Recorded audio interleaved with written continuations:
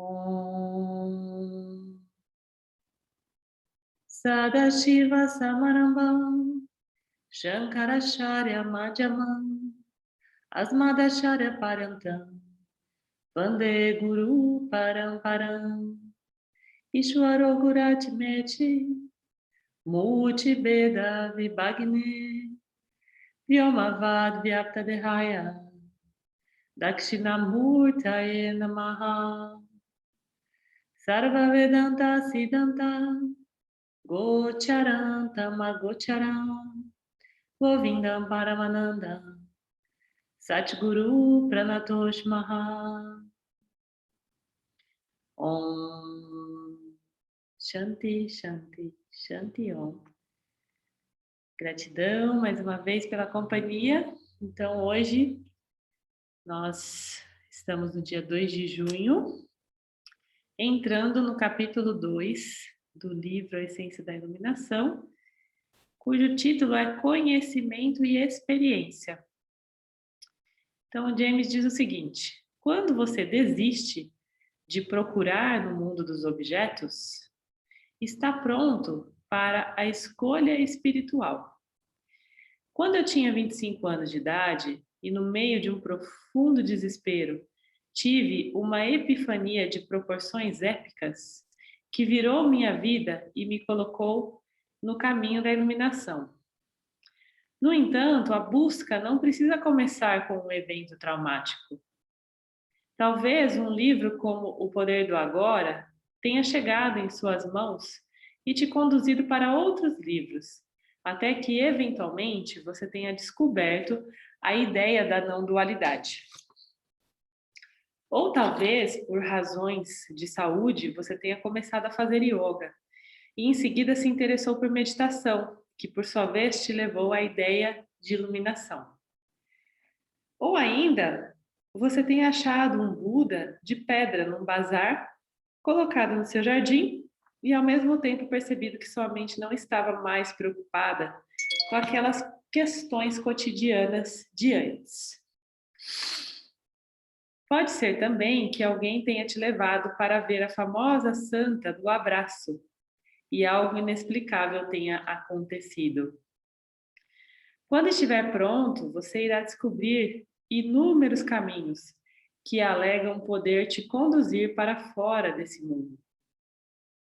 Se você achava que o mundo era um imenso mercado de objetos e atividades, logo irá ver que o mundo espiritual também é um imenso mercado de objetos e atividades. Assim como os anunciantes na TV, inúmeros gurus, avatares, xamãs e yogis vão possuir exatamente aquilo que você precisa. Liberdade, iluminação, Kundalini. Eles vão dizer que há uma energia em forma de cobra adormecida na raiz da sua coluna. Para acordá-la de seu torpor, você deve comer como um passarinho, realizar exaustivos exercícios respiratórios, entoar mantras impronunciáveis e se privar do sono. Eu comi colheradas de pimenta caiena e engoli metros de tiras de tecido de algodão que eram retirados das minhas entranhas, cobertas de muco. Isso como uma forma de purificação. Ao despertar, a Kundalini sobe pela coluna, passando por vários centros energéticos. É um caminho excitante, cheio de perigos.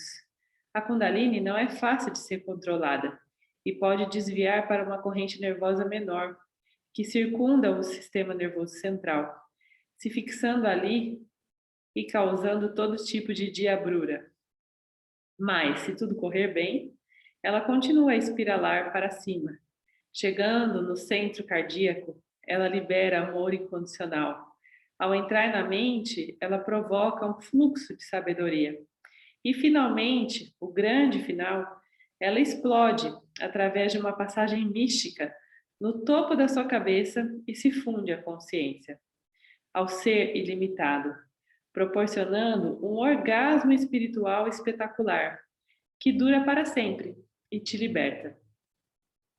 Ou talvez você escolha uma linha mais austera e comece a fazer Vipassana, uma técnica antiga de meditação, ficando sentado sozinho numa sala, observando interminavelmente sua respiração. A conexão entre essa atividade e a liberdade não é sempre óbvia, mas os professores dizem que um dia você irá atingir um estado onde não haverá mais sofrimento, que é o Nirvana. Talvez você tenha esbarrado no método moderno e acabe numa seita, ligada por fios a aparelhos que monitoram suas ondas cerebrais, com a intenção de te limpar. Eles dizem que há formas de se contatar mestres ascensionados, que iluminam de planos extraterrestres. A vida moderna é um verdadeiro supermercado de outros caminhos assim. A espiritualidade é um mundo atrativo, romântico, exótico, misterioso e promissor. Mas, sinto dizer, a psicologia básica operante nesse mundo espiritual não é diferente da psicologia operante no mundo cotidiano que você acabou de deixar. Faça isso e ganhe aquilo. Você sempre trabalhou muito para obter coisas e por isso presume, sem raciocinar muito, que a busca pela liberdade é como a busca por outros objetos. Ela pode ser obtida por esforço. Então você pega a pá e a picareta e começa a labutar nas minas de sal espirituais. Essa é uma ideia que vem bastante da estruturação dogmática e doutrinária do cristianismo também, né, gente? De que você precisa trabalhar duro para encontrar um caminho de luz, né? Então, a gente acha que realmente é mais complicado encontrar esse caminho e a gente precisa caminhar incessantemente e sofrer e viver todo tipo de experiência para chegar lá, né? Pelo menos é o que eu vejo na grande maioria das pessoas que eu conheço, me conecto. E através de mim também, da minha caminhada. Bom, aí ele começa aqui, olha, definição de dualidade, sujeito e objeto. Finalmente, você se vê em outra encruzilhada. Para que não caia na beira da estrada, você precisa compreender a questão da ação em si, antes de poder prosseguir. No que está embasada a ideia de que você pode obter liberdade fazendo alguma coisa? De forma geral, parece que a ação me liberta mesmo, porque ao obter algo que eu quero, tenho realmente uma sensação de liberdade. Mas será? A ideia de que o karma, fazer algo, pode me libertar está baseada na ideia de que a realidade é uma dualidade. Em sua formulação mais fundamental, dualidade significa eu estou aqui, objetos estão aqui. Eles são diferentes de mim. Eles possuem o que eu quero. Deixa eu dar um mudo aqui.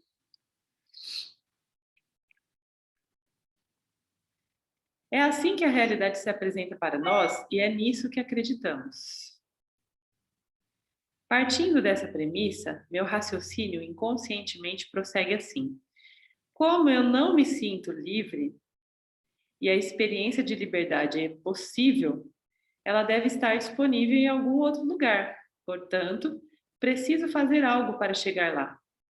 Nesse caso, lá significa um tipo de experiência diferente, como, por exemplo, a experiência da iluminação.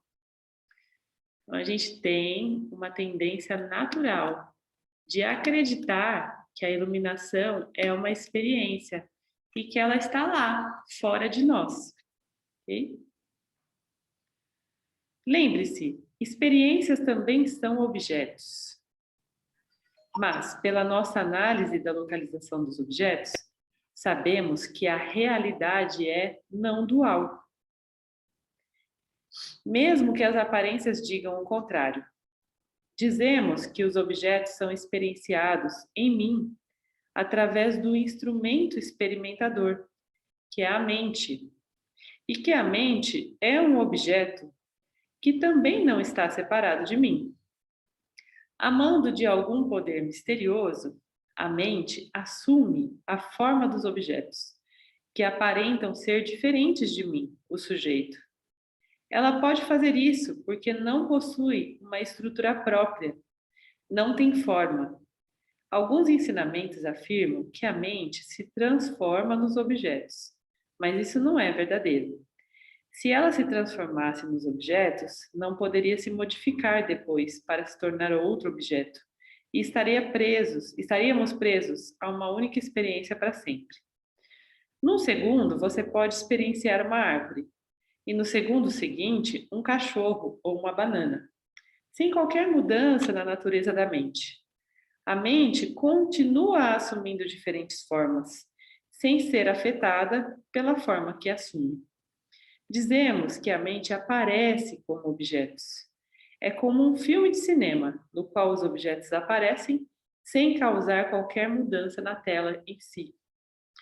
Os objetos podem ser estruturas relativamente estáticas ou altamente maleáveis na consciência, e cada um tem sua natureza peculiar. As estruturas relativamente estáticas são os três corpos, assunto que será abordado mais tarde. E as estruturas maleáveis são as experiências previsíveis, que ocorrem nesses três corpos. As estruturas relativamente estáticas, os três corpos, três estados, três qualidades e os cinco elementos, tornam o mundo de certa forma praticável, permitindo nosso funcionamento. Então, tudo isso são elementos que estão começando a ser revelados para a gente entender o contexto, tá, pessoal? Essas três estruturas, os três corpos, vão acompanhar a gente durante todo o conhecimento da essência da iluminação. A natureza da mente, o corpo sutil, é revelar os objetos. Se os objetos não tivessem forma, como a mente, não seria possível realizar um trabalho com um propósito. Mas a mente é a consciência sem forma. Objetos, estruturas, são formados a partir da consciência, como uma teia de aranha é formada a partir da aranha. É a consciência, assim como a aranha, e a consciência, assim como a aranha, é consciente, ao passo que a teia, assim como os objetos de experiência, não são conscientes. Experiência é consciência, mas consciência não é experiência. Da mesma forma que a teia é aranha, mas a aranha não é a teia. Seja o amor, o ódio ou qualquer outra coisa, o objeto da sua experiência, ela é formada a partir da sua própria consciência. Então, a gente falou um pouquinho sobre isso nos nossos encontros passados, né? Sobre as minhas percepções, aquilo que o meu consciente, né, a minha própria consciência está construindo através da minha mente, e como isso pode ser diferente, o quão diferente pode ser também da experiência que o outro observador está vivendo, né? Então, eu acho que já dei o exemplo, não sei se foi nessa turma ou se na outra, sobre as cores, né? Eu olho para uma parede e ela é azul para mim, mas eu não tenho nenhuma garantia de que esse tom de azul está sendo captado e interpretado para um outro observador. E esse observador pode ter um problema na observação, ele pode ser míope, por exemplo, e eu enxergar uma cor e ele enxergar outra, né? Então, as experiências, elas são processadas e elas são do tamanho, da relevância, do impacto que a nossa mente projetar nelas. A nossa mente vai acreditar para aquela experiência a intensidade, a importância que ela vai ter dentro desse processo de entendimento de consciência. Ou seja, algo pode ser extremamente agradável, impactante para um, e extremamente desagradável e impactante para outro. Eu gosto de dar o exemplo das crianças que vivem aqui com a gente, né? Convivem. São 5 crianças. E às vezes a gente chama eles para conversar e aí a gente pensa, por exemplo, numa medida de reparação de alguma coisa que eles fizeram que não foi legal, né? Então, vocês vão ficar essa próxima hora sem mexer nos eletrônicos, sem ver celular, tal. Tem criança que acha isso desesperador, que entra em pânico de ficar sem o celular, sem jogar, sem absolutamente nada. Tem criança que dá graças a Deus, que sobe e vai dormir, sabe? Tá cansado, estava esperando por essa oportunidade para descansar um pouco. Então, mesmo castigo, entre aspas, ele pode ser um pesadelo para um e um sonho para outro, dependendo da situação que ele se encontra, que o observador se encontra, né? Então, é tudo muito relativo. E essa relatividade, ela é observada através da natureza de cada observador e do conjunto de ideias, do conjunto de preferências que esse observador possui, né? Então, as preferências ou as programações que a gente vai ver mais para frente, elas são intrínsecas e elas são pessoais e intransferíveis. Então, isso é determinante da forma que eu vou interpretar a experiência, tá? E, enfim, continuando aqui então, objetos físicos parecem reais, porque os sentidos, que são funções organizadas, relativamente permanentes na consciência, estruturam a consciência de tal maneira que eles pareçam sólidos. Isso é bom, porque sem essa estruturação, ninguém poderia se levantar da cama e ir trabalhar, pois nada seguiria sua natureza e a vida seria totalmente imprevisível. Em outras palavras, os sentidos fazem com que a consciência pareça ser sólida, o que de fato ela não é, ainda que seja o substrato permanente da existência. Como os objetos não são opacos, e sim a mente aparecendo como objetos, eles podem ser reduzidos à consciência. Quando você investiga os objetos materiais, eles se resumem a átomos, prótons, nêutrons e elétrons. E depois a quarks e mesons e partículas ainda menores de matéria, até chegar ao bóson de Higgs. Uma vez que atingem um determinado nível de matéria, as partículas se transformam em ondas, e essas ondas aparecem e desaparecem no espaço. Nós nem podemos dizer que o espaço de fato seja, porque ele não é um objeto dos sentidos que podemos experienciar. E se você considerar objetos sutis, pensamentos, sentimentos, memórias, sonhos, fantasias, é óbvio que eles também não são substanciais. Portanto, não há nada substancial para experimentarmos lá fora, exceto nós mesmos, como consciência, na forma de objetos. Olha que interessante isso. Então, mesmo que a gente tente, né, não existe. O único caminho é para dentro. A gente pode se experienciar como consciência na forma de objetos, por exemplo, me vendo nessa manifestação aqui, onde eu sou Thaís, estou num tubinho de carne, né? E vou me submeter a diversos tipos de experiência. Ainda assim, eu não sou só essa Thaís, esse jiva, essa manifestação corporal. Eu sou o ser que está se manifestando no aqui e agora, ancorado nessa forma de Thaís. Né? Então, entender isso é muito interessante, muito importante para que a gente consiga assimilando cada conhecimento. Até aqui, está claro para vocês? Alguém quer falar alguma coisa sobre alguma percepção que teve?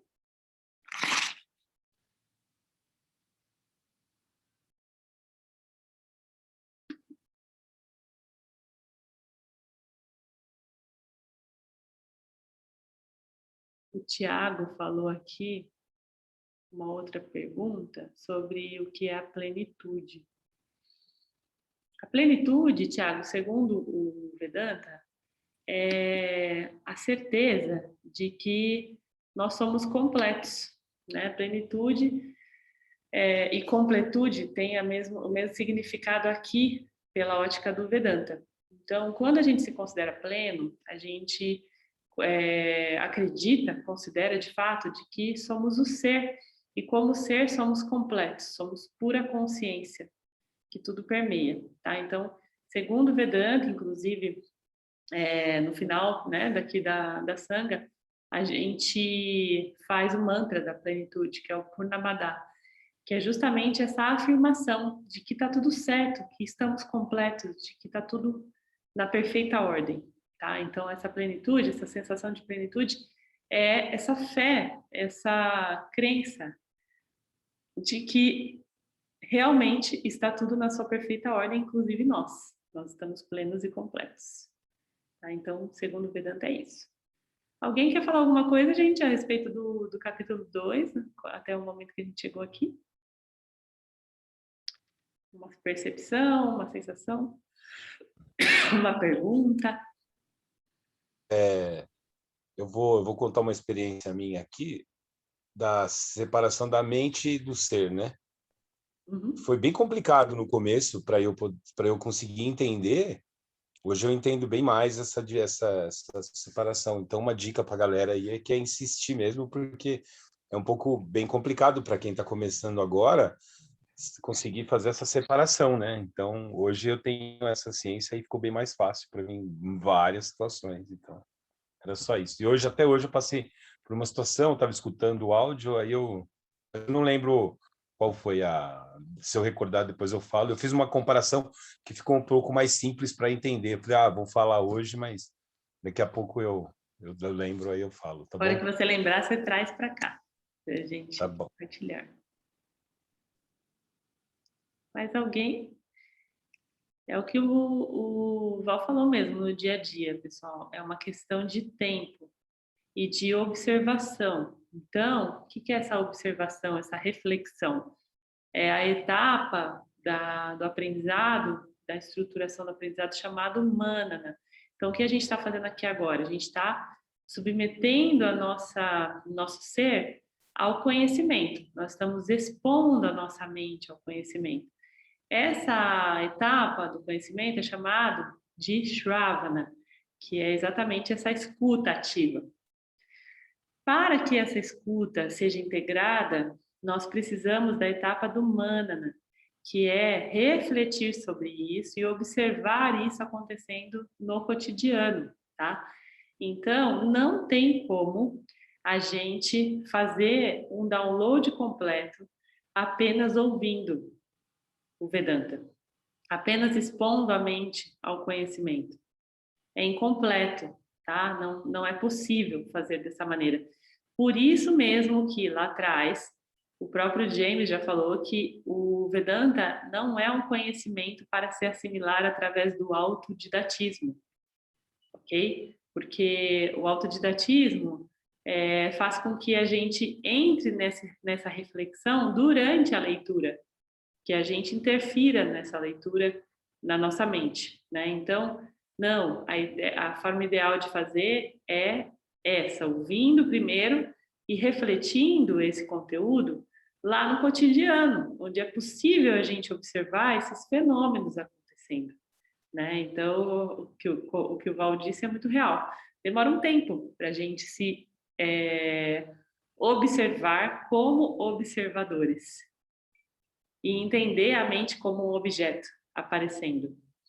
Mas é muito legal e muito libertador também, porque nos tira daquela questão emocional que a mente traz, uma identificação do que a mente traz, né, dos pensamentos com os pensamentos. Então a gente começa a enxergar a coisa de uma maneira bem mais sistemática, bem mais mecânica mesmo, né, como um mecanismo, desvendando um mecanismo, ok? Mais alguém? Eu, Thaís. Diga, Su. Boa noite. Boa noite. Eu lembrei de uma situação aqui que eu acho que, assim, para mim, talvez alguém comece a perceber melhor, se a gente colocar uma situação mais prática, né? O que Sim, aconteceu comigo há uma semana atrás? Uma determinada situação sempre se repetindo comigo. E eu acabando, assim, que criei um pânico com aquilo, sabe? E aí, eu não me percebo, assim, eu não faço essa divisão de que eu sou o ser e a mente automaticamente. Mas, como eu estou exercitando e chega uma situação extrema, e aí, de repente, eu como se eu me separasse em duas pessoas diferentes. E uma está vivendo aquela situação de estresse, lá de pânico, e a outra consegue ter uma serenidade, sabe? De observar tudo, como se eu me dividisse em dois corpos e pudesse me olhar e falar: minha filha, que pânico é esse aí? Então, assim, só para vocês entenderem de forma mais prática, eu bati meu carro inúmeras vezes. E aí eu comecei a dirigir com medo. Eu sofri um acidente sério com o carro. Não aconteceu nada comigo nem com ninguém, ninguém se machucou, mas assim, tipo, acabei com o meu carro, né? E aí eu fiquei meses sem dirigir, aproveitei a pandemia para ficar trancada. E quando eu voltei a dirigir, eu estava meio sem prática, mas também estava tensa por causa do acidente. E aí, em tudo, eu só via batida. E eu comecei a bater o carro todo mês. Todo mês, todo mês, todo mês, mesmo estudando Vedanta, eu não percebi o que eu estava criando. E aí, a semana passada, eu naquela situação de pânico, já comecei a gritar e tal. E eu pensei, aí eu saí de mim um minuto, né? E falei, poxa, olha essa situação de pânico que eu estou vendo de novo, porque todo dia eu estou criando essa situação de repetição para eu ver que não é real, né? Eu estou trazendo essa repetição. Então, enquanto eu não me livrar disso, entender que eu que estou causando, isso vai continuar acontecendo até eu me tocar. Então, na 10ª vez que eu bati meu carro, eu me toquei. Isso foi a semana passada. Então, eu não sei, talvez isso mais prático, alguém lembre de uma situação parecida, mas nessa última batida eu consegui sair de mim numa serenidade. Eu estava lá no pânico, saí serenidade e fiz essa divisão de mim mais calma no ser, tipo, meu, foi só uma batida, mas a partir de agora que eu me toquei, que fui eu que criei, não vai acontecer mais. justamente. É exatamente isso que a mente faz. E muitas vezes a gente, quando se dá conta, fica até meio revoltado, né? Fala, meu, é sério mesmo que eu criei essas inúmeras experiências só para me dar conta? E é sério mesmo. Só que esse lance que você falou, da gente viver em dois corpos, é real, porque são corpos multidimensionais, né? Então, são multidimensões, são diferentes ordens de realidade. E existe um corpo físico, material aqui vivendo essa ordem de realidade que não tem nada de real, é só aparentemente real, né? E existe esse corpo sutil que passeia pelas ordens de realidade, né? Que tem capacidade de sentir um pouco essa outra ordem de realidade, que é a real, de fato, né, do ser. Então, acaba sendo meio bizarro, assim, né, se observar nesse aspecto. Falar, nossa, mas como que dá, né, para viver aqui lá? E dá. E no dia a dia, são exatamente essas questões que colocam a gente na berlinda, que são as mais reveladoras a respeito dessa investigação, né? Porque é quando de fato a gente se permite se investigar por uma questão de necessidade mesmo. Fala, não, pera, deixa eu ver, porque, meu, não tá fechando essa conta, onde já se viu, né? Eu tô sofrendo acidentes pela 10ª vez, por que eu preciso passar por isso? O que falta eu entender? Então, eu até recomendo assim, as pessoas que estão vivendo ciclos repetitivos a questionarem, sabe, como observadores, questionarem o que falta ser compreendido, integrado, para que esse ciclo não tenha necessidade de se reapresentar. Porque, de fato, é só isso. São só ciclos se repetindo para apresentar algo para nós. Thaís, deixa eu só colocar uma observação aqui para vocês entenderem melhor essa situação. Você podia até, a pessoa pode até julgar que eu sou uma barbeira, né? Pô, ela bateu 10 vezes, é porque ela é ruim de volante. Não, não. Situações assim impossíveis. Tipo, eu estava parada no pedágio e alguém veio bater no meu carro. Eu deixar o carro com o manobrista e o manobrista bater meu carro. Então, assim, assim, eu parar, o carro tá parado e cai um muro em cima do meu carro. Então, assim, você vê que são situações que se repetem, mas só para a pessoa entender que não fui eu que bati 10 vezes, mas que meu carro foi batido 10 vezes, né? Quem ouve não dá nem para acreditar, né, Su? Fala, como é que pode o negócio desse muro cair no carro? O que é isso? Ai, gente, mas que bom que você integrou, né? Que bom que você integrou. Ah, o André aqui tá comovido. Tadinha. Ai, ai.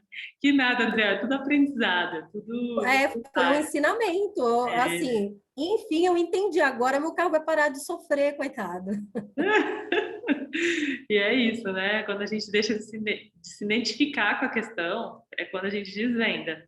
E é muito mágico isso acontecer, é uma coisa intrigante, né? Você fala, meu Deus, é sério mesmo?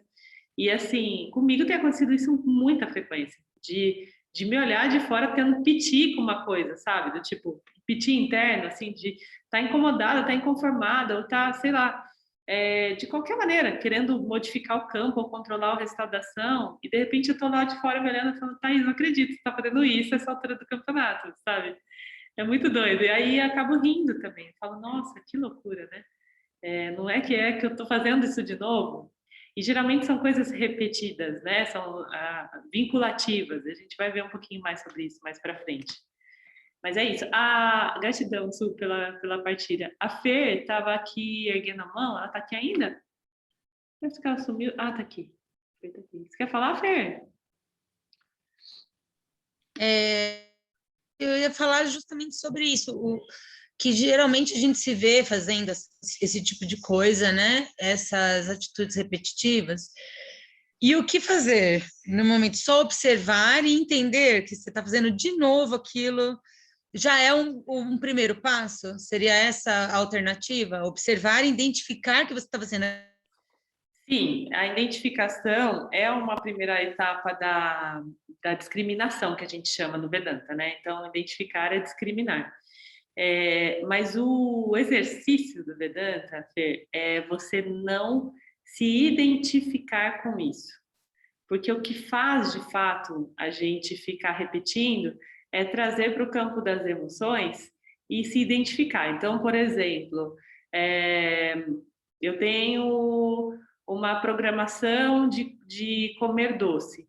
Se cada vez que eu for comer o doce, eu me sentir, sabe, mal por isso, falar, nossa, olha, estou de novo comendo esse doce, meu Deus do céu, e tal.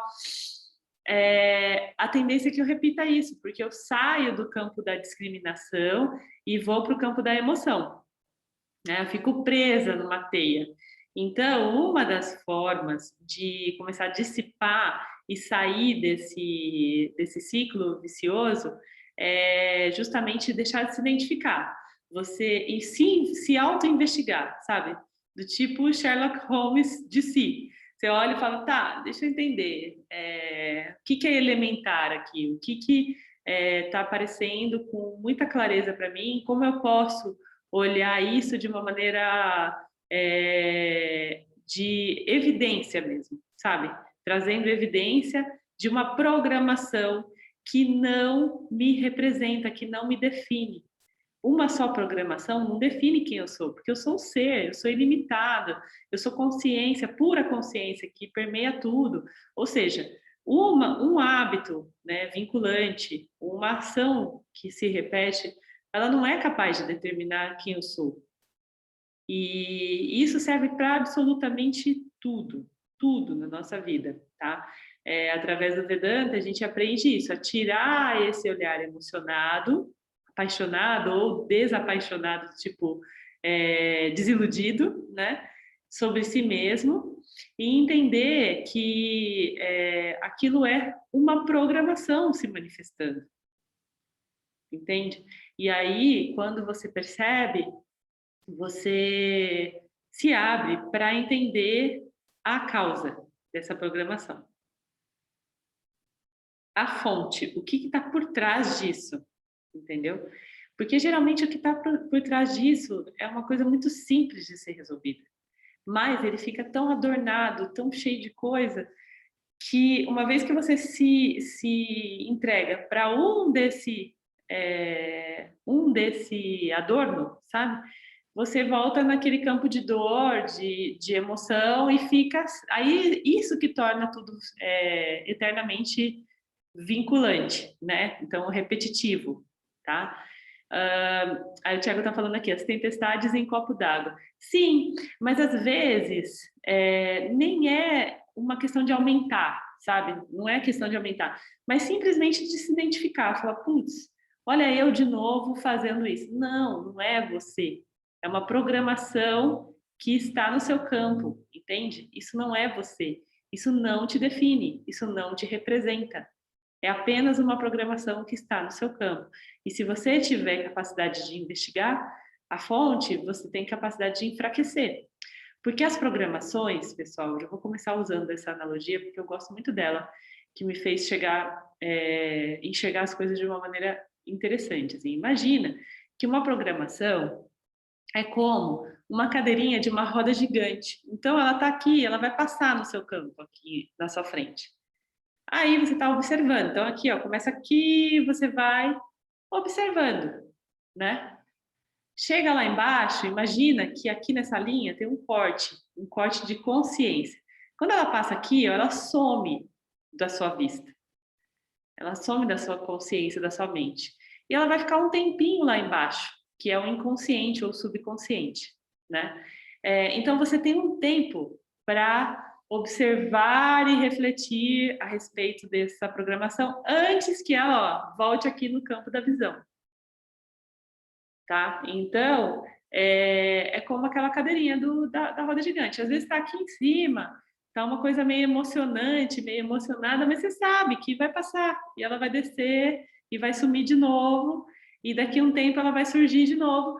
Mas o que acontece? Qual que é o grande mecanismo desmantelador disso tudo?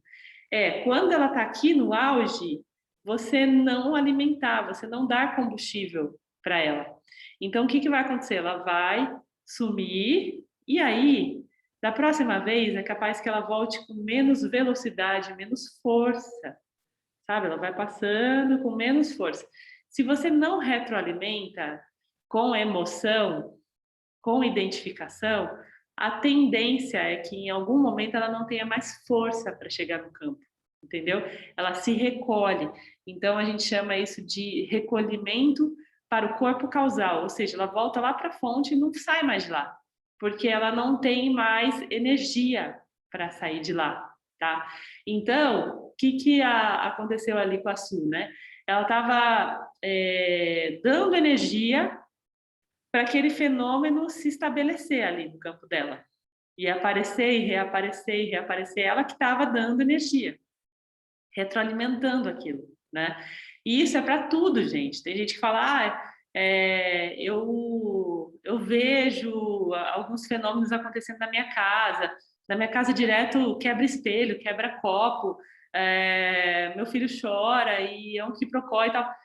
Existe uma energia ali sendo retroalimentada, negativamente falando, né? E só que o mesmo acontece para coisas positivas, entre aspas, sabe?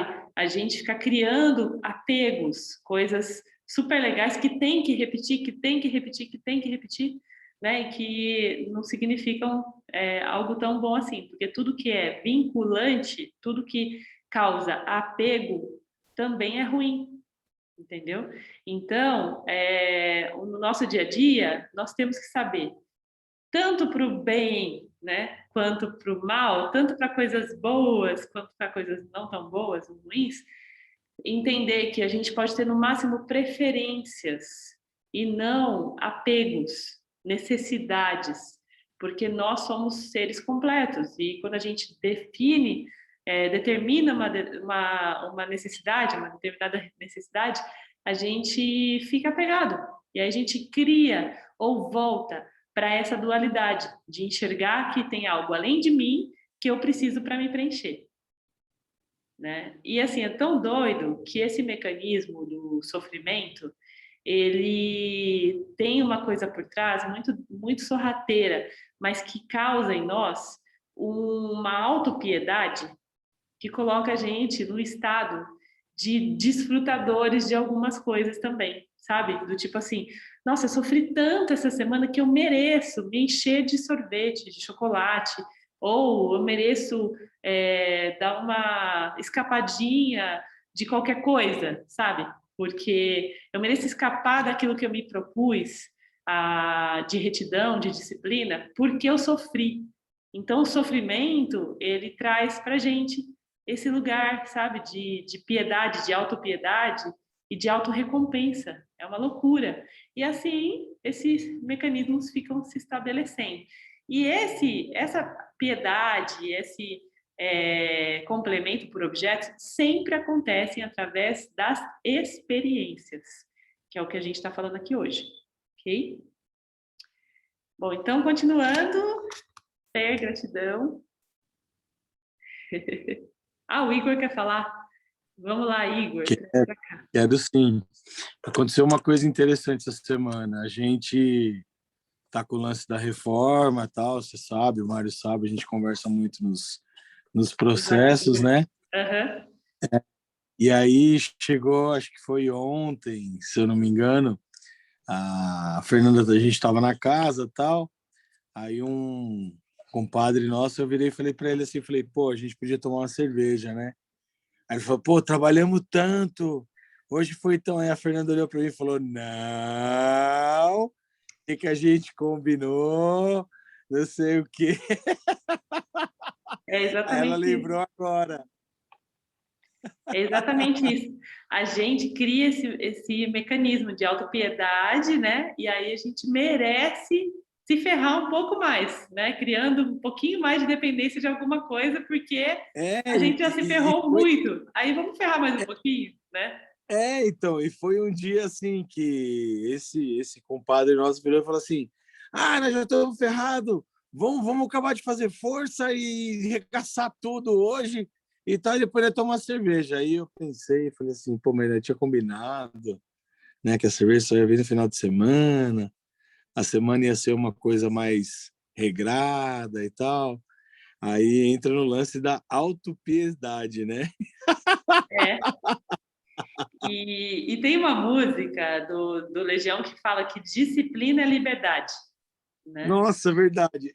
Disciplina é liberdade. E, gente, isso é muito real. Porque quando a gente é indisciplinado, a gente entra num processo de dependência, né?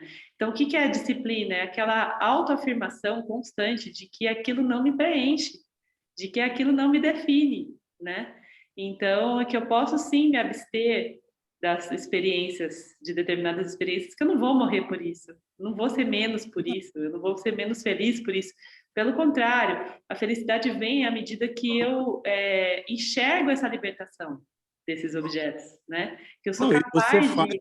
tem que fazer, né, Thaís? Assim, Como é você que está é? fazendo o que tem que fazer, né? Sim, aquela Tipo, sensação de estar fazendo o certo, né? O correto. então, assim, e no meu julgamento ali interno, eu não fiz nem mais nem menos. Eu fiz o que eu tinha que fazer. Sim, Mas a gente acaba se sabotando e criando uma área de escape ali sim, e falando assim, não, porque às vezes você julga que fez um pouquinho de força, que você sim. carregou uma coisa a mais, Dei uma aí você fala assim, suadinha, né? Dei uma suadinha, agora mereço.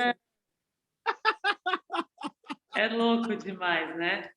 E é assim, gente, isso, o quanto isso é real, quanto isso nos cerca a todo instante mesmo, mesmo. Tá? Existem pessoas, milhares de pessoas vivendo relacionamentos abusivos que colocam elas em situações de desfrute de outras coisas, de automutilação e, ao mesmo A tempo... Fernanda me explora, viu, Thaís? A Fernanda me explora, viu? Eu vou relatar aqui. Já sai Podem com a fazer denúncia aqui, né? denúncia. Olha que beleza. Tá gravando, hein, Fer? Cuidado. Ai, ai. Gente, é isso mesmo, exatamente esses mecanismos acontecendo. A gente tem que tomar muito cuidado, porque a mente é absolutamente mentirosa e qualificada num nível de estratégia que, se a gente não tiver discriminação, a gente está sempre caindo nessa. Né? Então, uma vez, o Vedanta ele vem justamente para nos libertar disso, para nos colocar nessa condição de discriminação e observação da nossa própria mente como um objeto. Isso é demais de bom, demais. Eu queria falar uma coisa, se der. Diga, Elis. Como eu sou uma ótima aluna, e o meu campo é maravilhoso, eu já andei identificando que um dos meus... É Vassanas, né, que fala? Sim, as programações. É segurança, né? Financeira. Aí eu já tinha identificado uma coisinha ou outra, mas acho que não é, não sei. Aí esse mês, né, fui lá ontem, caiu o meu salário, fui lá pagar as contas, só metade do meu salário. Por um erro lá no pagamento, eu entrei num desespero. Falei, meu Deus, agora eu vou ser expulsa da minha casa, que eu não vou conseguir. E aí, de repente, eu falei, espera. Porque eu também estou num processo, né, de transição de carreira, né, de sair desse trabalho. Aí eu falei, espertinho, querendo esfregar na minha cara que eu não tenho segurança financeira, é isso mesmo. Aí eu tô aqui, né, pensando, velho, como que eu vou fazer para pagar minhas contas? Não dá para não desesperar. Na hora você desespera. Eu entrei, Surama, no aplicativo do banco, vi um valor, falei, não, pera, calma. Tô acostumada com um valorzinho, né, que é sempre o mesmo. Todo dia primeiro tá lá. Entrei, vi, falei, amém, não pode ser. Saí do aplicativo, entrei e falei, velho, Aí liguei lá no RH, falei, gata, o que aconteceu aqui? Ela, que a senhora pediu para cancelar as férias, eles tiraram o dinheiro das férias. Falei, mas faz um ano que eles me deram esse dinheiro, como que eles estão tirando agora? De uma vez. E aí, né, depois, passado esse susto, você me pega, né? Mas agora eu tô o quê? Tanta, tô esperta. Mas agora tá tudo bem, tá tudo certo. De vez em quando venho e falo, não, tá tudo certo, tá tudo maravilhoso, tá tudo certinho, eu já sei o que fazer, ok? E é isso. É isso, Elisa. É tudo campo se manifestando para te mostrar que você está ligeiramente enganada a respeito de todas essas ideias. Ah, Surama, acordou cedo. Porque tá cedo mesmo, né? Tá bem no começo, estamos no capítulo 2. Já caí muito da cama, Surama. Já faz tempo já que eu tô... O povo tá assim, ó, no meu olho, agora abri. Não tem mais jeito. É isso. Abriu com a lente certa, né? Com a lente discriminativa. É exatamente isso, exatamente isso. Não existe nenhuma busca frutífera, porque não existe nada fora de nós para ser buscado, ok? Muito boas as percepções. Tá. Oi, Thaís, Elis. deixa eu só perguntar. Diga. A gente falou agora do sentimento de piedade, né? A culpa também entraria, porque essa semana eu me peguei me sentindo assim culpada de algumas coisas, mas assim, tipo, de umas vassanas, né, vinculantes, assim, que não sai de mim. E aí, mas eu percebo que assim, gente, de novo tô fazendo isso, de novo tô tendo essa atitude, e aí eu começo a me sentir culpada por estar repetindo isso. Então, a maneira mais correta de fazer isso pela ótica do Vedanta é você não trazer a exclamação, sabe? O ponto de exclamação. E do jeito que você fala assim, de novo eu estou fazendo isso, tipo, ampliando, né? Emocionalmente falando. A maneira de fazer isso é como uma frase afirmativa. Estou fazendo isso novamente. né? Mas sem essa identificação emocional, sabe? É importante que você identifique. Então, em primeiro lugar, você tem que estar feliz por estar identificando isso. Falar, caramba, olha só, eu estou ciente de que eu estou repetindo um processo, uma programação minha, né? O que você pode se perguntar, que é o que eu falei lá um pouquinho atrás, o que está faltando eu entender ainda para que essa programação, esse Vassana, se recolha, né? Porque o que vai acontecer isso? Quando esse Vassana se recolher, outro vai se apresentar, entende?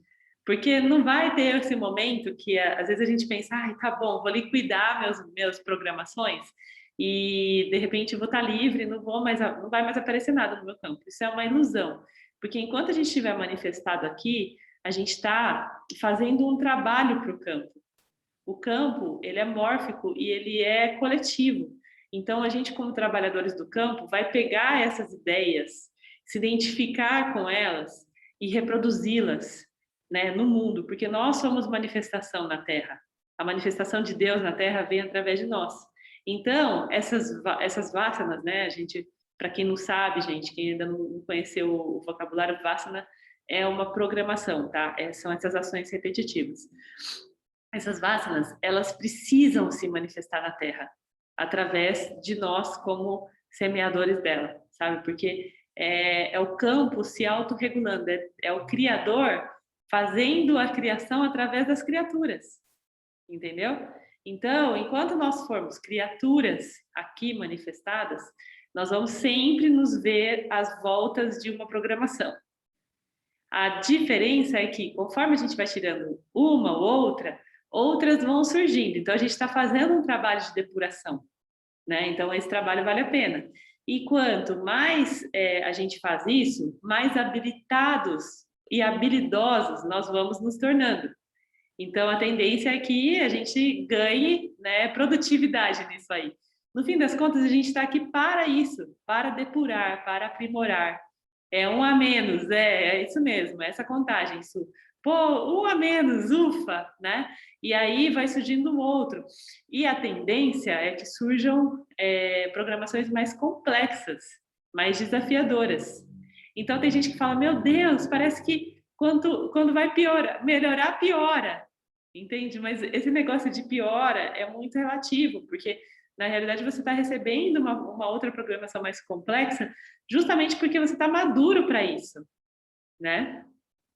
Então, traz essa memória dessa dica na hora, sabe?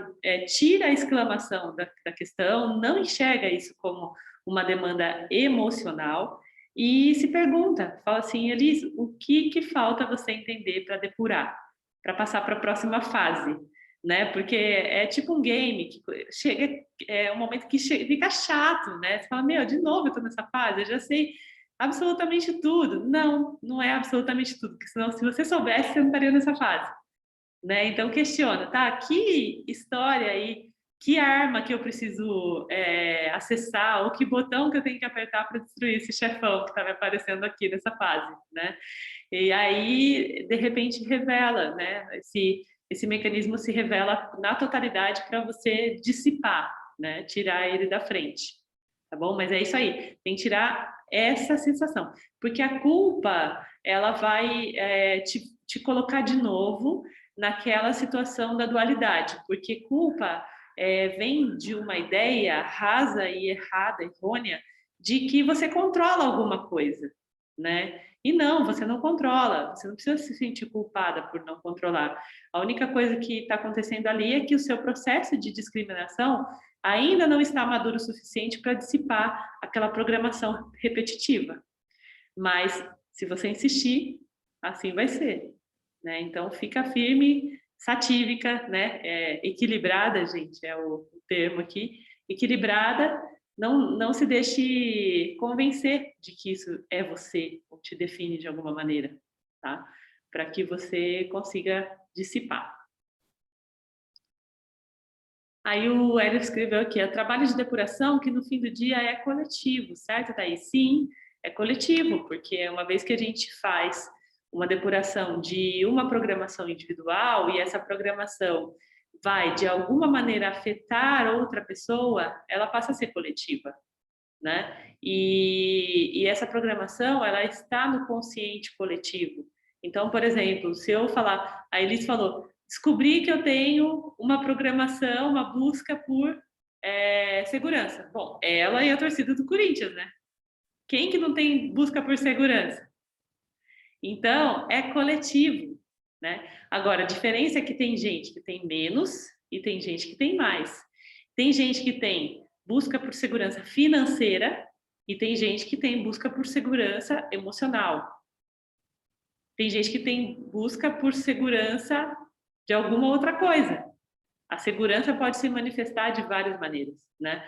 Agora, eu imagino que, sei lá, perto de 100% das pessoas aqui buscam segurança de alguma maneira, né? Então, bom, basta a gente ver como que isso se manifesta no mundo, né? Quais são as pessoas hoje que não têm um plano de saúde? Todas as pessoas que têm condições de ter, têm.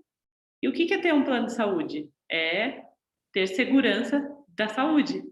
Segurança de que não vai passar por um processo traumático quando faltar saúde. É a mesma coisa para qualquer tipo de seguro que a gente contrata, né? Tem gente que tem seguro de vida, seguro de casa, seguro da empresa, seguro de tudo. Seguro saúde. Então, todo esse mundo que está se manifestando hoje, que se mostra hoje, né, dos objetos, o mundo, o mercado em si, ele é revelador a respeito de onde estão nossas buscas. Então, claro, é uma busca de 99% das pessoas. Talvez não seja uma busca da população de 0 a 2 anos ou de 0 a 1. Ainda assim porque a criança, o bebê, tem uma busca de segurança afetiva, né? Então, sempre tem essa busca. E é real, é coletiva, né? Uma vez que a gente consegue entender essas programações acontecendo acerca dessa busca, a gente vai tratando isso coletivamente também, com certeza. Bom? Bom, então, dando continuidade aqui mais um pouquinho, a gente parou no além disso, é isso? Na página? Então tá. Além disso, a experiência em si, que é o recipiente das distintas experiências, é o único objeto permanente. Os indivíduos podem ir e vir, mas a experiência permanece. As experiências distintas nunca são permanentes. O que se chama de experiência ao nível do indivíduo é apenas a mente refletindo e interpretando quando o intelecto está funcionando. Olha que interessante essa observação. Interpretando quando o intelecto está funcionando. Porque existem várias pessoas vivendo experiências repetidas sem capacidade de interpretar. Exemplo, pessoas que estão numa condição de depressão profunda ou numa condição de dependência química profunda, que não tem capacidade de interpretar aquilo que está vivendo, tá? Então, isso é bem interessante e importante a gente ver, porque, inclusive, o Vedanta, ele desclassifica essas pessoas disfuncionais para o estudo do Vedanta, porque essas pessoas não têm capacidade, simplesmente não conseguem refletir a respeito das experiências que estão vivendo, tá? Os objetos que nela aparecem e a mente é somente consciência, que sou eu. Portanto, eu já estou me experienciando, com ou sem objetos grosseiros ou sutis. A única questão que fica é: eu sou livre ou não sou? Esse recipiente das distintas experiências que ele está falando aqui, gente, é tudo que se move aqui nesse universo de realidade aparente, tá? Então, o tempo todo, se eu estou mexendo o japamala, eu estou tendo a experiência de tocar e sentir essas contas do japamala. Isso é uma experiência. Esse recipiente, que é esse mundo, que está refletindo todas as experiências, é um recipiente das distintas experiências eternas, que elas vão se repetindo, cada uma a sua frequência, a sua maneira, tá? Mas é esse recipiente, é o que acontece aqui. O mundo, a Terra, é um grande recipiente de distintas experiências, ok? Então, a pergunta é: eu sou livre ou não sou? Agora que a natureza da experiência dos objetos foi compreendida, Vamos voltar ao problema da ação. Aqueles que escolheram um caminho de ação para a iluminação dizem que você pode obter a liberdade através de práticas espirituais. Faça esse yoga, faça essa meditação, entoie um mantra ou vá até um guru e deixe que ele transmita a iluminação para você.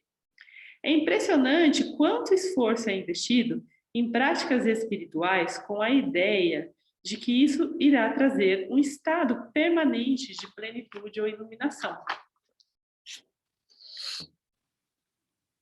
Cada um de nós vê o ser como realizador. E por isso, se o ensinamento apresentado até aqui for verdadeiro, chegamos num ponto bem difícil do caminho espiritual. Prestem atenção nesse ponto, hein, gente? Certa época, eu morava num chalé nas montanhas. E se quisesse ficar, eu teria que matar um bando de ratos. Fui descobrindo os buracos deles, um por um, e bloqueando, forçando-os a correr para as minhas armadilhas. Cuidado, senhor rato. A lógica do Vedanta agora está devagarzinho bloqueando seus túneis de escape. A armadilha está prestes a se fechar. Primeiro, você percebe que não pode escapar pelo buraco dos objetos. E agora está prestes a descobrir que não pode escapar correndo pelo túnel da iluminação. O hiperativo fazedor compulsivo deve morrer para que possamos prosseguir com a investigação. Ai, meu Deus do céu. Ficou mais complicado agora, né? Não tem, gente, aquela salinha que a gente entra para se iluminar. Não tem aquele guru que encosta o dedinho na nossa testa e, plim, de repente abre um feixe de luz. Não existe isso, né? Então, ai, que decepção, né? O que é liberdade, então? É a ausência de limite. Significa que fronteiras não te prendem, que nada pode te conter, te restringir, te definir ou te modificar. É um objetivo que vale a pena. Na verdade, é o único objetivo. Como um ser limitado, você age para obter resultados que gostaria de desfrutar. Com ações, você pode obter algo, manter algo, mudar algo, se livrar de algo, purificar algo ou criar algo. Mas você não pode obter aquilo que já possui fazendo alguma coisa. A ideia de que a iluminação pode ser obtida através de ações, a noção experiencial de iluminação, não funciona, porque ela é contrária à irrefutável natureza não dualística da realidade. Como é, gente, que eu posso experienciar iluminação ou acessar iluminação se ela já existe dentro de mim, se eu já sou iluminado, se eu já sou ilimitado, né? Está baseada na aparência das coisas, não na realidade delas. E as aparências não são permanentes. Portanto, uma iluminação que eu posso obter através da ação não irá durar. Ela pode ser, no máximo, uma epifania, uma coisa gostosa de se sentir, uma experiência. Isso não é iluminação, é só uma experiência. Tudo que não dura é experiência. Há apenas uma coisa ilimitada, o que não é uma coisa, é a consciência, seu próprio ser.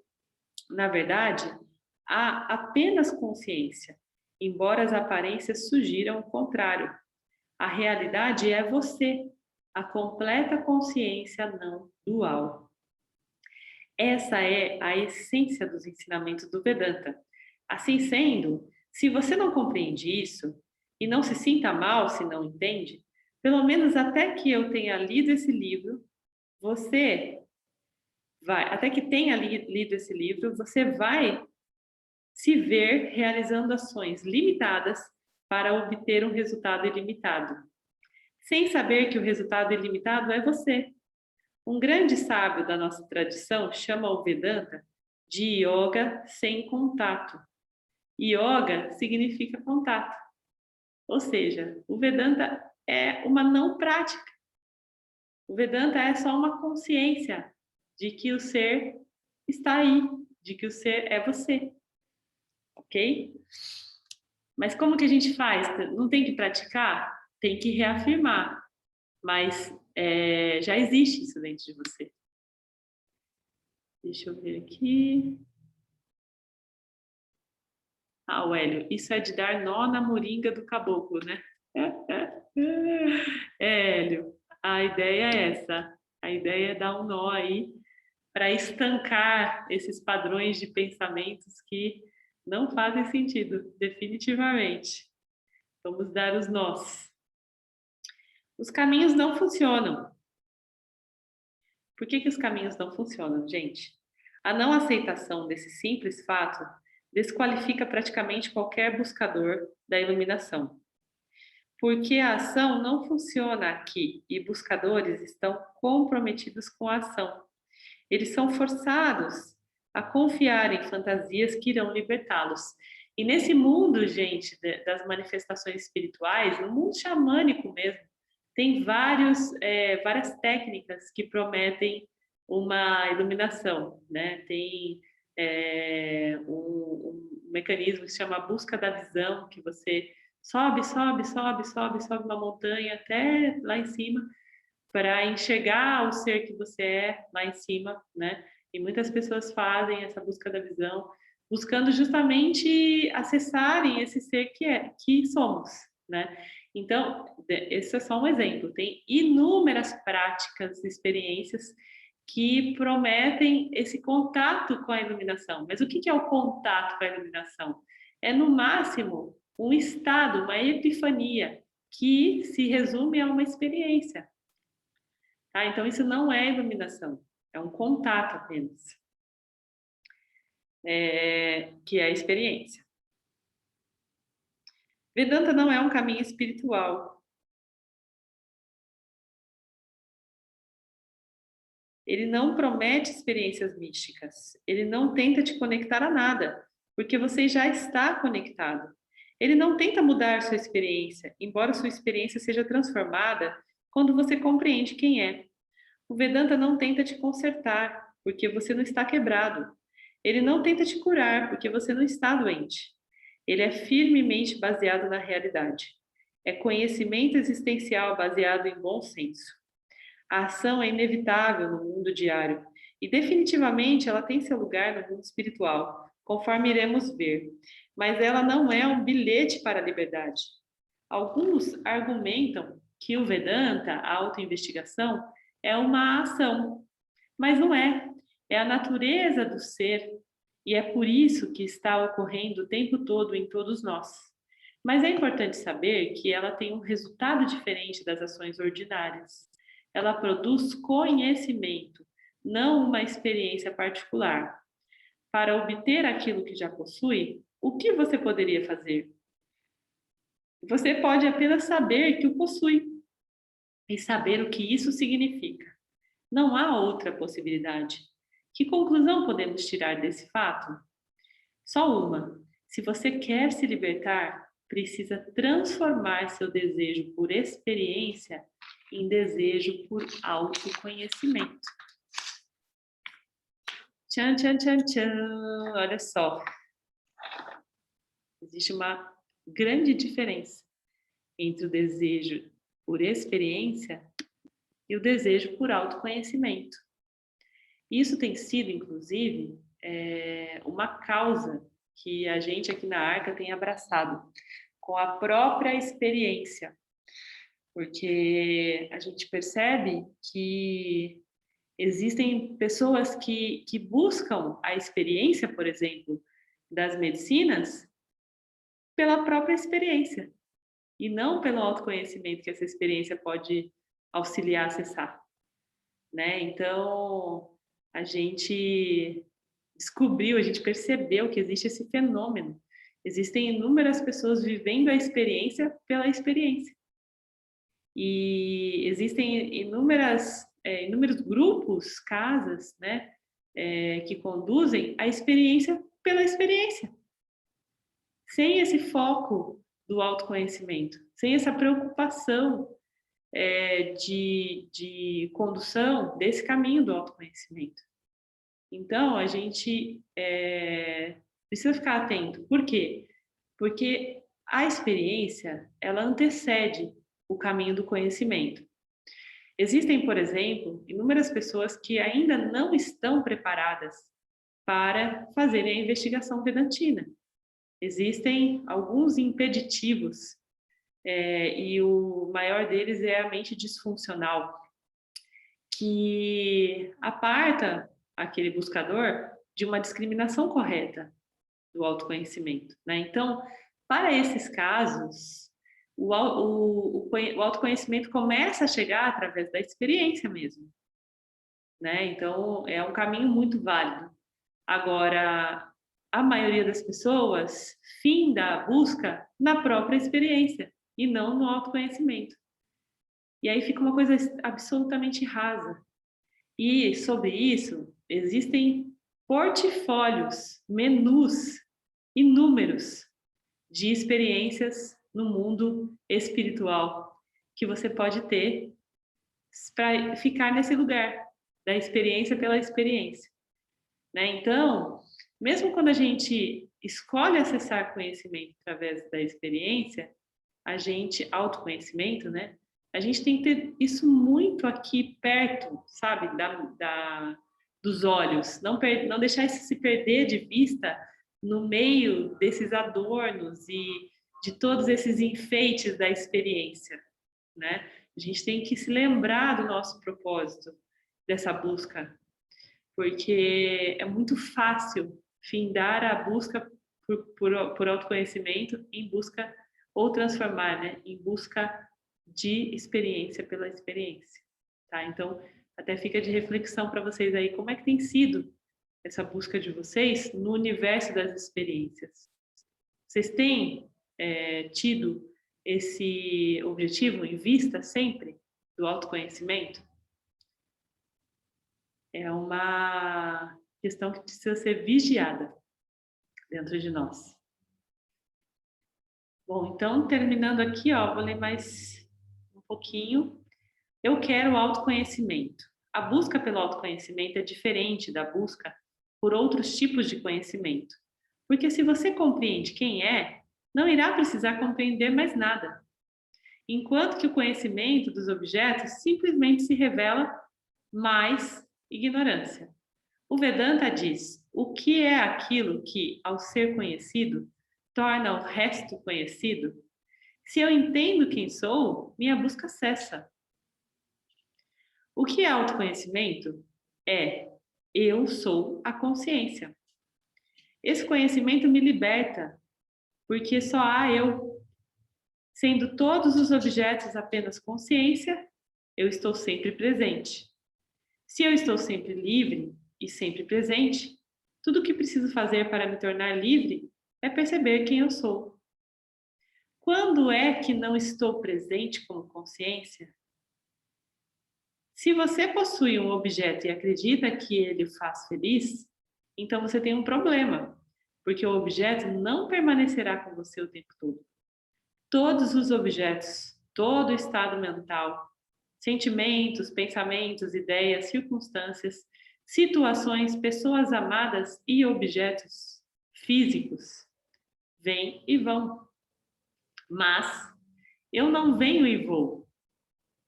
Objetos surgem e desaparecem em mim, mas eu permaneço o mesmo. Eu estou até mesmo além da morte. Dizer que eu não vou mais existir significa que eu teria que estar presente para observar minha não existência. Mas nunca há um momento no qual eu, consciência, não estou presente. Eu estou lá para testemunhar a morte do meu corpo e mente. Se você disser que você ou eu há apenas uma consciência, portanto eu e você somos um, não estamos presentes no sono profundo, está errado. Porque você prepara sua cama e seu quarto com tanto carinho. Quando os filhos do vizinho chegam bêbados e colocam o som no maior volume, você fica feliz em acordar? Se você não estivesse lá, não se incomodaria com barulho. você está definitivamente presente no sono profundo. Só porque a pessoa que consta na sua carteira de motorista não está lá, não significa que você não estava. Olha só, gente, alguém já parou para pensar sobre isso? Onde eu estou enquanto meu corpo dorme?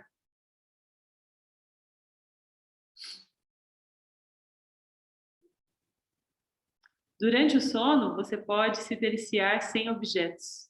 Você se sente feliz, completo e tudo está bem. De repente, você é arrancado dessa experiência de felicidade e plenitude, que é a sua natureza, e você não está mais feliz. Se eu nunca deixo de estar presente e minha natureza é a plenitude ilimitada, então eu nunca tenho um problema relacionado à ação ou à experiência no que diz respeito à liberdade. Eu tenho um problema de conhecimento.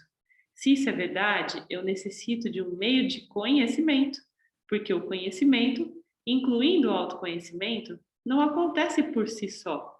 Ele requer um meio.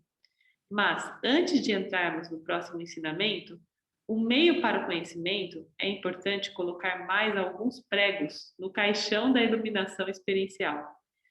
Se você não pode aceitar esses argumentos, vai descobrir que seu caminho para a iluminação será de fato bem turbulento. A maioria dos ensinamentos sobre iluminação caem na categoria experiencial, e se você seguir a lógica, estará bem solitário ao terminarmos nossa investigação. Felizmente, o Vedanta é a última coisa estável e firme e pode libertá-lo. Desmascarar ideias populares não me torna popular, mas é meu dever dizer a verdade. Uma pessoa de mente aberta, porém, estará feliz de ouvir o lado bom e ruim das coisas, incluindo o assunto da iluminação. Se algumas das ideias a seguir estiverem associadas a nomes e pessoas para as quais você tem devoção, não leve isso como um ataque a elas.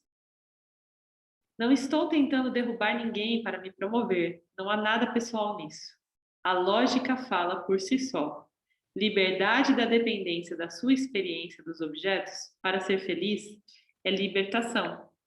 Liberação é difícil porque estamos quase totalmente condicionados à ideia de que o que experienciamos nos define e nos valida. Pensar assim é colocar a carroça na frente dos bois, nos torna vítimas do que acontece, quando na verdade estamos sempre além do que acontece. Essa verdade profunda vai ficar cada vez mais óbvia conforme você escuta esses ensinamentos.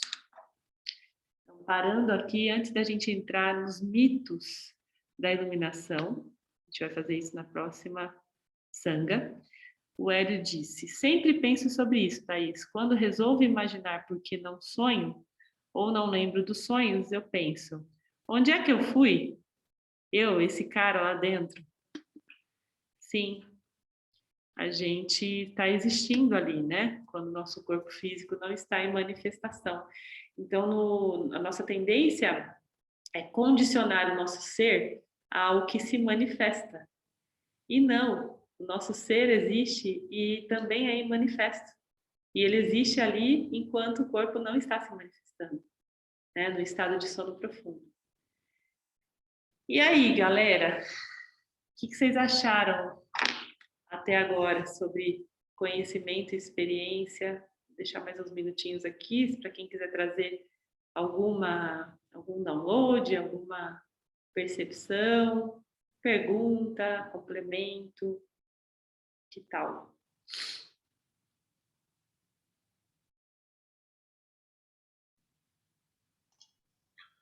Thaís,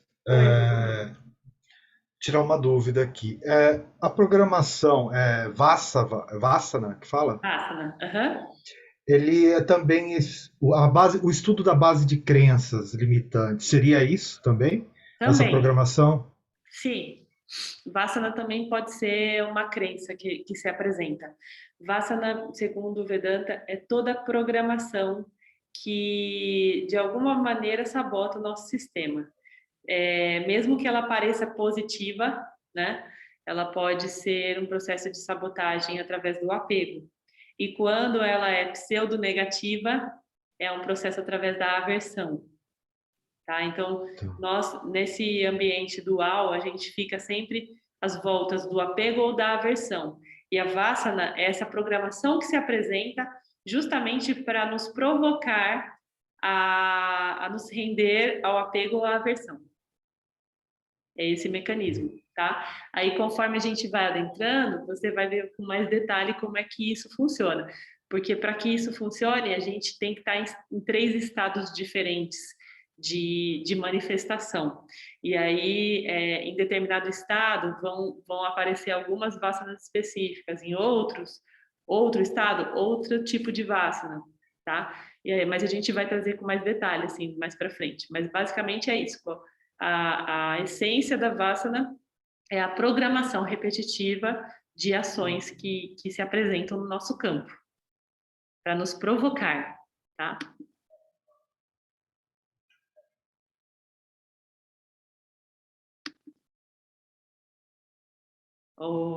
Pro Hélio, o Hélio está dizendo aqui que o tema de hoje foi muito intrigante e muito fascinante. Realmente, o Vedanta é isso, é absolutamente intrigante e fascinante ao mesmo tempo, porque é realmente algo que a gente pode ver com humor, mas que na prática, às vezes, é tedioso ou é desesperador, né? Ou é absolutamente demandado, desafiador, porque nos coloca numa quebra de padrões muito profunda, né? Num lugar de transmutação mesmo dos nossos padrões.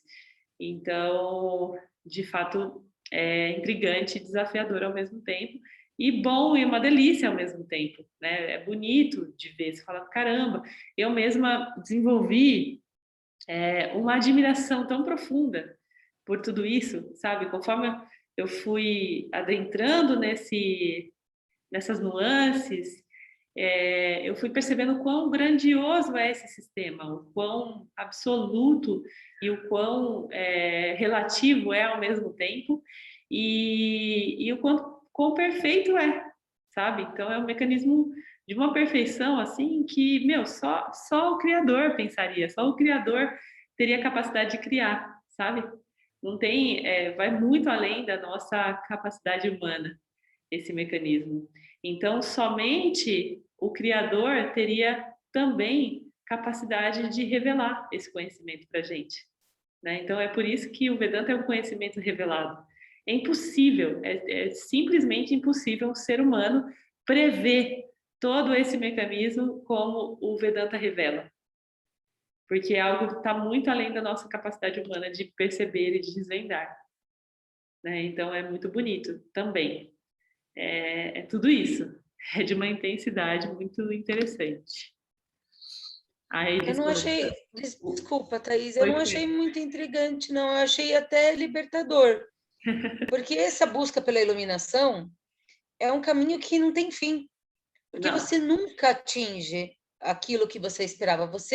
Não, mas então eu tenho que aprender mais, eu tenho que aprender sobre aquilo, mas aquilo que é o certo, mas eu vou estudar sobre isso, e você vai em busca, e é uma busca sem fim.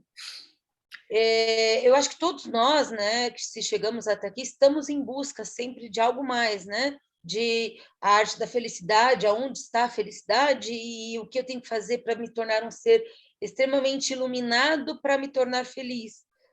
E quando o autoconhecimento é que vai me trazer isso, aí me dói, porque o auto se conhecer é difícil. Para mim é muito mais difícil me abrir para me conhecer, mesmo já conhecendo as minhas sombras, as minhas dores, os meus problemas, do que pegar um livro, abrir e ler. É muito mais fácil para mim, né? Estudar o que está fora e não estudar o que está dentro. Sim. Então, para mim, de certa forma, foi libertador saber que não está, né, no caminho de estudar sobre espiritualidade. Então, para mim, a maior dificuldade é olhar para mim mesma e me autoconhecer. Para mim, esse vai ser o maior desafio. E vamos lá, né? E tá tudo bem. Sim, e é o único caminho. É o único caminho. Porque quando a gente busca, né, não é como que ele acabou de dizer aqui, né? O Vedanta não é um caminho. Por quê? Quando a gente acha que é um caminho, a gente imagina uma coisa fora de nós. Ah, aquela trilhinha ali, se eu for até o final, né, igual a busca da visão, se eu chegar lá no topo da montanha, eu vou encontrar comigo mesma. Não, o máximo que vai acontecer é você lá no topo da montanha estar num estado de sutilização do seu corpo através do estresse, do desgaste, da fome, que daí lá pode ser que você tenha um pouco mais de percepção de que você não é seu corpo. Né? E aí você acessa isso através de uma epifania. Mas essa epifania vai terminar a hora que o monitor chegar lá com um lanche e você tiver esse deleite, né, dos seus 5 sentidos de se realimentar, de ter contato com o paladar, de entrar de novo nesse mundo dos objetos. Então, toda a experiência se finda, né? Se finda e a única busca frutífera é a busca de dentro, do autoconhecimento. Todas as outras buscas são vazias, só colocam a gente no estado de incompletude. Basicamente é isso. Tá bom? Bom, pessoal, então a gente está terminando hoje. A gente parou nos mitos, né? Na página, a gente vai entrar na página 21, nos mitos da iluminação, na próxima sanga, tá? Eu quero mais uma vez agradecer pela companhia de vocês, essa partilha que é super rica, porque através dessa partilha a gente já começa a praticar o Manana, que é essa reflexão, né, do conteúdo dentro da nossa realidade, do nosso cotidiano. Então, para esse momento de introdução é muito rico tudo isso. Mais para frente, a gente vai falando menos durante a leitura, né? A gente vai tendo mais tempo para assimilar, mais facilidade de assimilação. Mas nesse momento está sendo muito legal e funcionando muito bem assim com a participação de vocês, tá bom? Então eu convido vocês a mais uma vez compartilharem aqui comigo desse mantra Purnamada, encerrando esse encontro de hoje, afirmando que a plenitude mora em nós, que somos completos, pura consciência.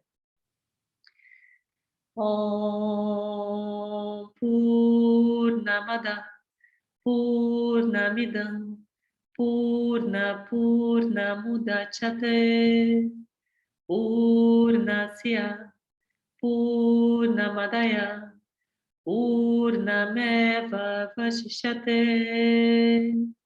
Om Shanti Shanti Shanti. Gratidão, amados.